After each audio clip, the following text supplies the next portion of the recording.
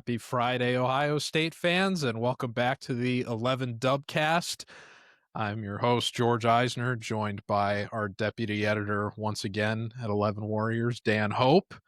And before I get into our preview for the Ohio State Grambling State game tomorrow, I need to shout out our new sponsor here at 11 Warriors. Today's program, the 11 Dubcast, is brought to you by the official bank of 11 Warriors. From game day to work day, the first bank of Central Ohio. They are proud to support the business owners that keep Central Ohio thriving. They are locally owned, business focused, and always in your corner. Give them a visit at fbcentralohio.com. And thank you once again to First Bank of Central Ohio for sponsoring the 11 Dubcast and 11 Warriors this season. Dan, are you jacked? You just got done talking to me off camera about how thrilled you were to cover Ohio State versus Florida A&M for the Lantern way back in the day. I can only imagine you're frothing at the mouth to get there to the stadium Saturday for this thrilling showdown between two of the best damn bands in the land, between Ohio State and Grambling State. Are you jacked? Are you juiced?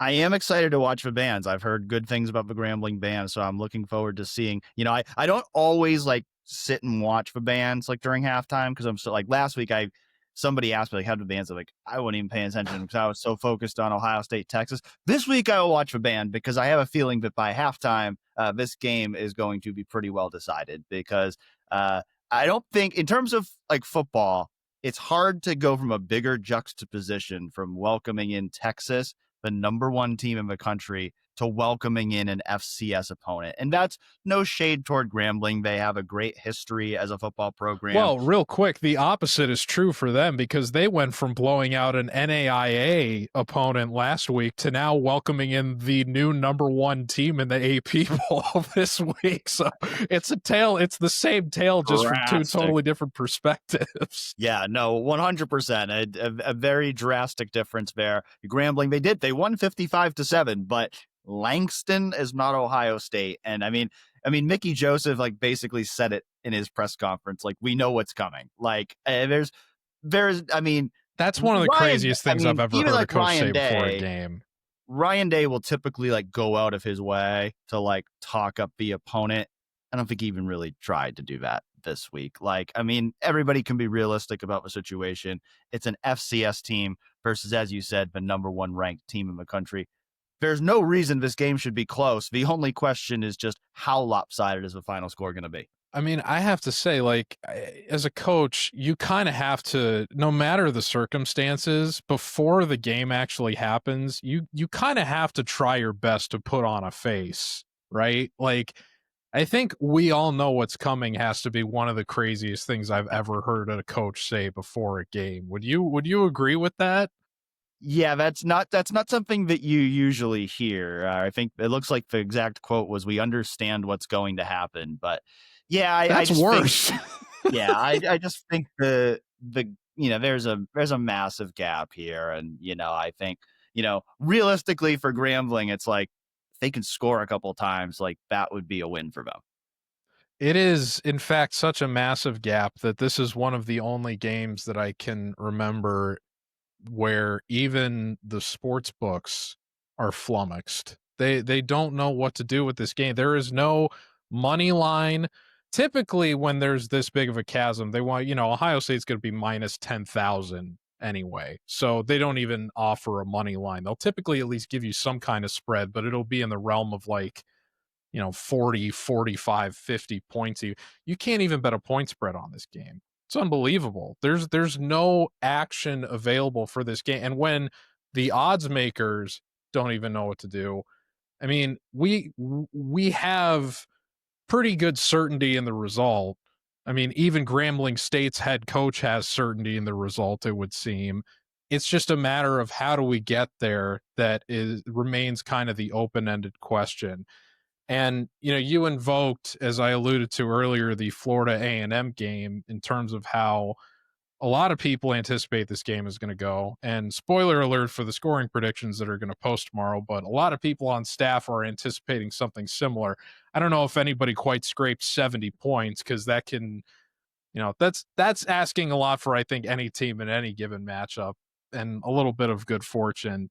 But the result that I like to point to is a couple years ago, the last time Ohio State played an FCS team, which was Youngstown State, and that was back when Ryan Day was still trying to figure out whether or not he wanted to commit to Kyle McCord or Devin Brown. And that game only ended up with a 35-7 final score. And most of the starters did not play most of the second half. Ryan Day, I've felt, regardless of whether they're playing a lowly D1 opponent or an FCS opponent, or even a middle of the road opponent that Ohio State is still expected to beat by multiple scores, in this early stage of the season, Ryan Day kind of goes out of his way to approach every game with a conservative game plan. He even said last week they kept it very basic, although that was more relative to kind of slow rolling Julian Sayin into the starting role against such a high level opponent in their first game.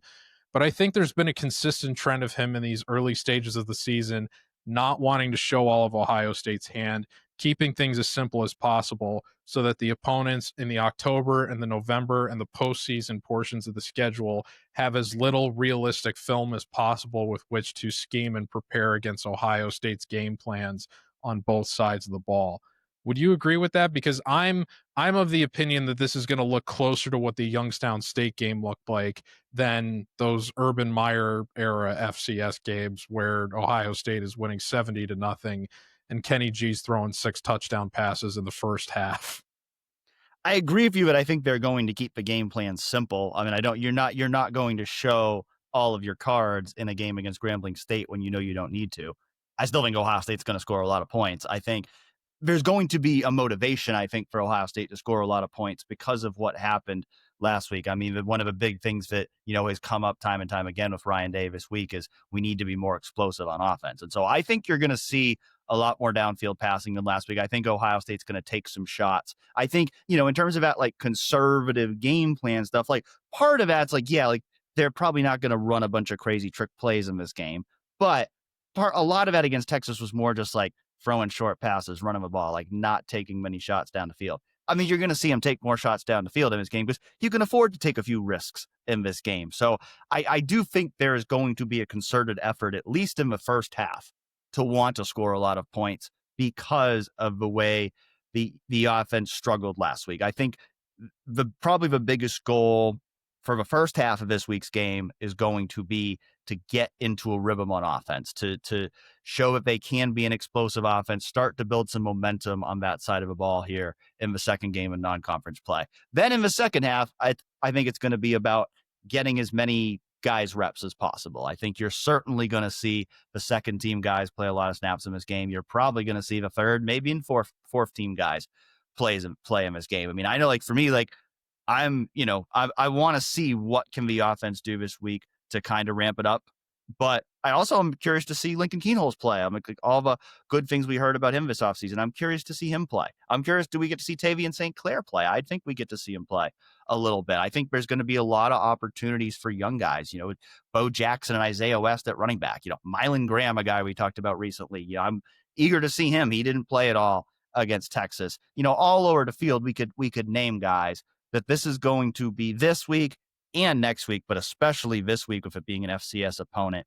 This is a prime opportunity for Ohio State to get those guys game reps. And so I certainly think in the second half, you're going to see Ohio State take advantage of that as much as possible. Yeah, and thinking about it a little bit further, I think another trend that we have seen in the Ryan Day era is that regardless of what the talent of the opponent is, when they do want to send a message offensively, they'll go pedal to the metal in the first half, and then they'll totally take their foot off the gas in the second half. I think the best example within the last few years I can recall of that is that when they had that top 10 match, it was technically, nobody really remembers it as a top 10 matchup, but when they were playing Michigan State and CJ Stroud guided the offense to 49 first half points, and then I think they got in the end zone maybe one more time in the second half, and everybody was wondering if they were going to break 80, 90, maybe 100, and no, they just totally decelerated in the second half just because they had completely blown the doors off of the Spartans in the first half. So I do think that that's probably a realistic way that this game unfolds, is that they score something like 5, 6 touchdowns in the first half, and then we get a big line shift on both sides of the ball, and the guys that aren't necessarily seeing the field are going to get reps to kind of get some game experience and prove themselves.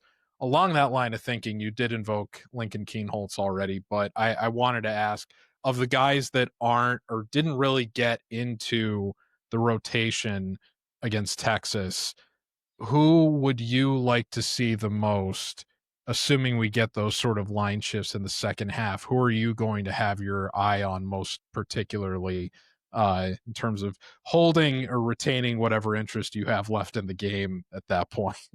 Yeah, I mean, obviously, I already mentioned a few guys like Mylan Graham, Bo Jackson, Tavian St. Clair. Those are certainly guys. I mean, Quincy Porter, we heard a lot of good things about him this offseason, see what he can do and hit what will likely be his first game action. Defensively, a guy like Devin Sanchez, we saw him play a little bit last week. Do we see him play a bigger role in this game? Guys like Riley Pettijohn and Zion Grady. I mean, you can really go all over the field. Fahim Delane. I mean, I think this is going to be an opportunity, probably one of the biggest opportunities, if not the biggest all year, for a lot of these guys to really get to play extended reps, multiple series. And so I'm certainly looking forward to seeing who flashes. I mean, you think about it at a position like running back, where it was kind of a mediocre performance in week 1 for a running game.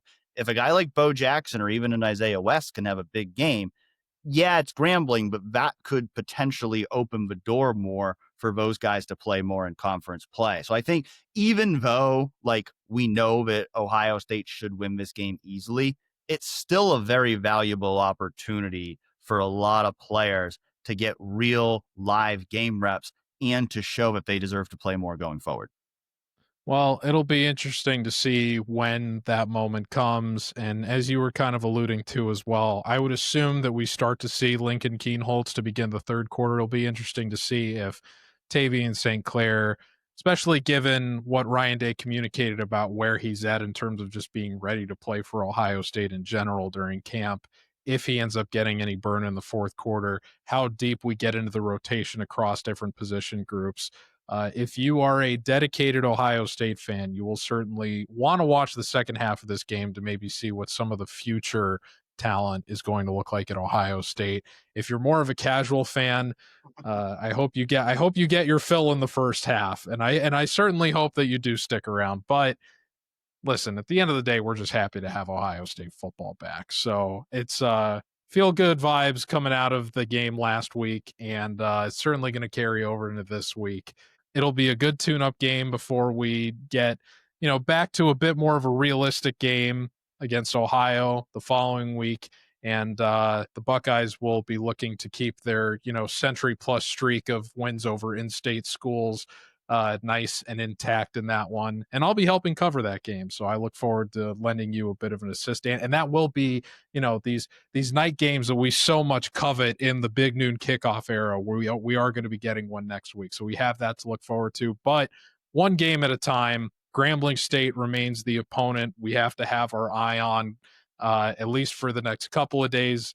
And we are looking forward to the game. So thank you very much for tuning into the 11 Dubcast, and a quick thank you one more time to our sponsor, First Bank of Central Ohio, the official bank of 11 Warriors, for sponsoring the 11 Dubcast and 11 Warriors this Ohio State football season.